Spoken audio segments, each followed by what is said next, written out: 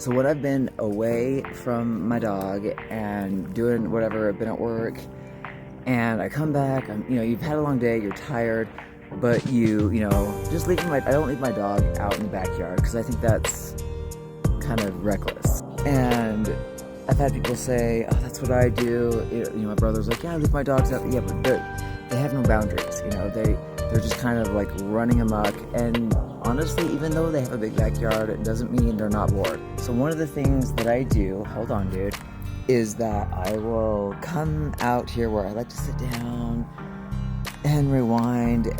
But my dog, he wants some engagement.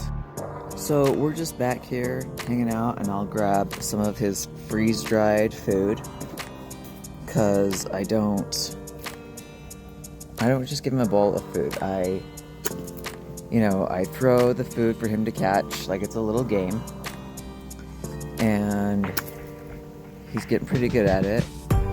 Sometimes I'll count him down, 1, 2, 3. Sometimes I'll do a longer so he'll back up. Yeah, good job, dude.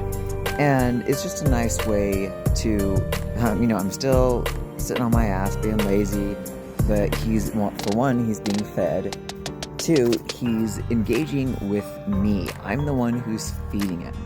The owner should always be the one who is engaged with their dog, feeding their dog. The only time I put the bowl down, the food down for my dog to eat is when I'm, giving him a raw egg.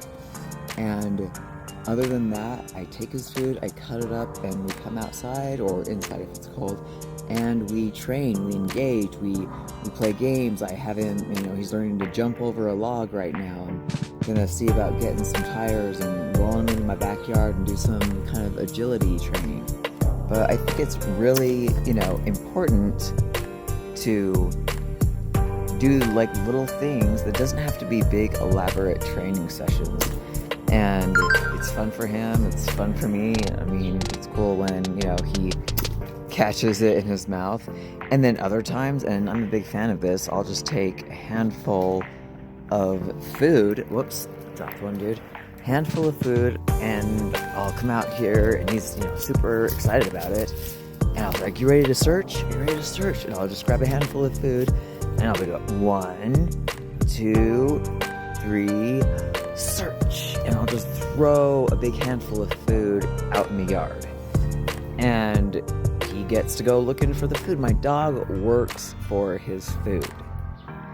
We work for our food because there's no benefit, in my opinion, just to put the food down and say, see ya. And with him, still being a puppy, these are things where ever since I got him, and I realized, holy shit, there are no breaks with this dog. This dog is hardly ever, I could probably count on one hand how many times this dog has taken a nap outside of his kennel when I'm there. He is just up, he wants to be engaged, he plays, he'll go play with the cat, which is great. I'm glad I got the cat.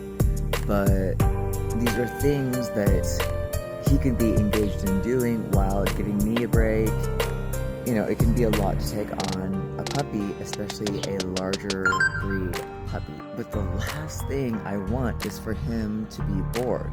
The last thing I want is for him to not feel like he's getting any kind of stimulation, any work, any training, because that can lead to finding things in the garbage, that can lead to reckless behavior, that can lead to barking, that can lead to aggression, that can lead to all these behaviors. And if my dog starts acting kind of more needy, more following me around, that's not necessarily a sign of love all the time.